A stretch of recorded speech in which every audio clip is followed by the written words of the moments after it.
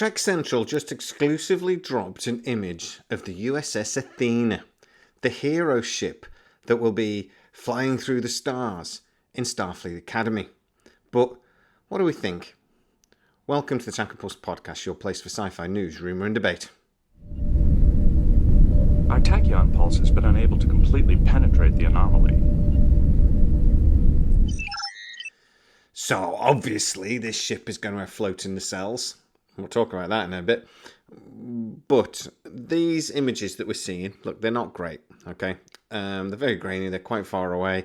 We have had other images of the Athena actually on the ground at Starfleet Academy. And look, one of the sources that I've spoken to about this says that this ship actually comes out of Starfleet Academy. And it looks pretty cool. But he's not my normal source, so don't click on that. But the images of it on the ground look stupid. We've called it a flying saucepan and a couple of other things. But the image we're seeing now of it in flight, maybe that original source, it tell me it sort of like changes as it takes off, had it right. Because it looks kind of cool, actually, in space. I should also say that apparently this starship is actually quite big. So, also a lot of the shows are actually set aboard the Athena. There's Starfleet Academy, and they've got this big arena thing, and then there's the Athena, and that's where most of these series are going to be apparently set. So the new Athena is a flying schoolroom. It's where all of the new cadets are going to learn their craft. It's where we're going to get to know this new crew. But what do I think of the design? As I say, on the surface, when it's on the ground, not so much. But this image, I don't hate. It does kind of look like a few starships we've had in the latest series of Discovery. You get these very long, sweeping, almost knife-like edges. And this is that, basically. Do you know what it reminds me of? Remember Shredder from Teenage Mutant Ninja Turtles? And he had this head thing with these three like knives coming out the top, and it was like curved. That's what it made me think about when I first saw it. I don't know why. Or probably more, on key with being Star Trek. It reminds me of sort of like a bat'leth or another Klingon knife sort of thing. That's kind of what it makes me think about. Or, do you know what it really, though, I think kind of reminds me of? It's the way the engines are and the way they curve around. It kind of looks like the starship from Galaxy Quest. I think it really does. So, hey, Star Trek have never been afraid to copy other shows that are popular. J.J. Abrams did it a lot. So, hey, maybe they've accidentally done that again. But, yeah, it does remind me of other vessels we've seen. It's obviously got the floating nacelles, and the nacelles on the ship are pretty big. I've told you this before, guys. The floating nacelles is just stupid. I don't see how they have any technical advantage. I mean, I know all of this is made up science, really, about warp drive and how it works in Star Trek, even though the warp drive is theoretically possible. It's not kind of how it works in Star Trek. So, it's, a lot of this is made up. But we've got the technical manuals and things, but we've also got a little bit of common sense. We know, for example, an enemy like the Borg can adapt to these things. And I mentioned this in another video, but it's still bloody true. What if they used some sort of energy wave that separated the nacelles from the drive section? They'd be a sitting duck. What happens if they suffer a massive power failure, like we've seen in Star Trek many, many times before? Do the nacelles just float off? It just seems idiotic to me. It seems like what Star Trek does a lot, unfortunately, under Kurtzman. It's something that is aesthetically quite pleasing. It looks modern, it looks cool, it looks interesting. But us Star Trek fans are kind of used to cool, interesting, but has like a bit of thought behind it. The TNG, Deep Space Nine, etc., had technical manuals. I had the Enterprise D technical manual, and I loved that bloody thing. I read it over and over again when I was about 15, 16. I liked it very much. And it just showed how much thought they'd actually put into designing the Enterprise. You don't get that in a lot of sci-fi shows. For example, how when they release technical manuals, they've never got toilets aboard.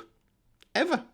I actually think some Star Wars ones have shown a loo, but basically, there isn't a single toilet, as far as I'm aware, in the technical manual for the Enterprise D.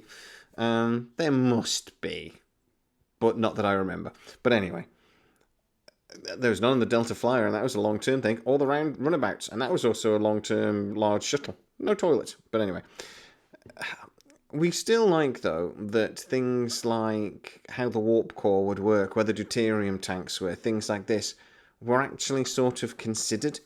And they didn't have floating nacelles or big holes in the saucer sections for no reason. It just doesn't make sense. And actually, if like things like the Vengeance, right, in J.J. Abrams' Into Darkness, large sections cut out of the saucer section. Why would you do that? That is, you're just basically negating space. Now, okay, they did it on the Discovery, but they seemed to have done that for a reason, because when it spun round, the central column stayed still, even though it's space, there's no up or down, but it did.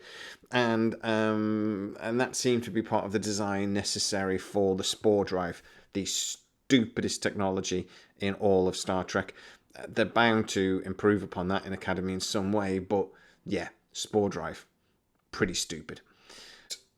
On the Vengeance, why do that? Because all you're doing is removing like living or technology space. Makes no sense to me. Just kind of stupid.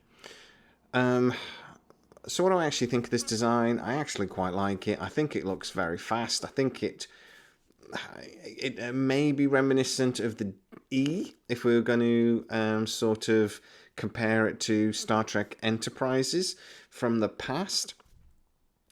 But not, because it's not as good. But look, until we see proper video of this, proper, like a matted design, which hopefully will be released in the next few days, if it's being released at NYCC Comic-Con. If it's being released at New York Comic-Con, it's bound to get released relatively widely soon, or we're going to see a new trailer hopefully drop over this weekend, which will see the Athena. But at the moment, from what we're seeing, it might be pretty cool, even if the whole design philosophy is stupid.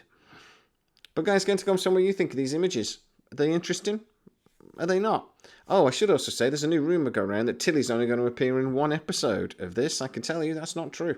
So she is actually going to appear, not as much as we thought, but she is going to appear throughout the series to a degree. I'm not actually sure how much that means, but the source told me she does appear more than one episode at least. So, yeah, but not as much as we thought she was going to.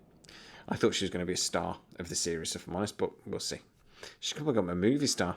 She was in that. What was that film where she plays the chef? She was brilliant in that. Murder mystery thing.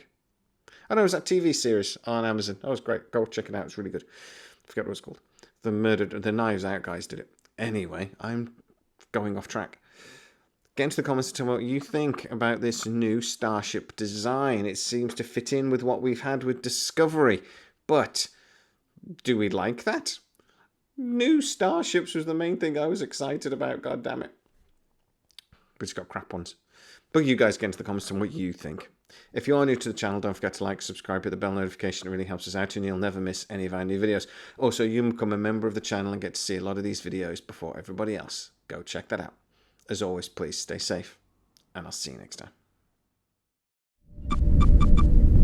Our tachyon pulse has been unable to completely penetrate the anomaly.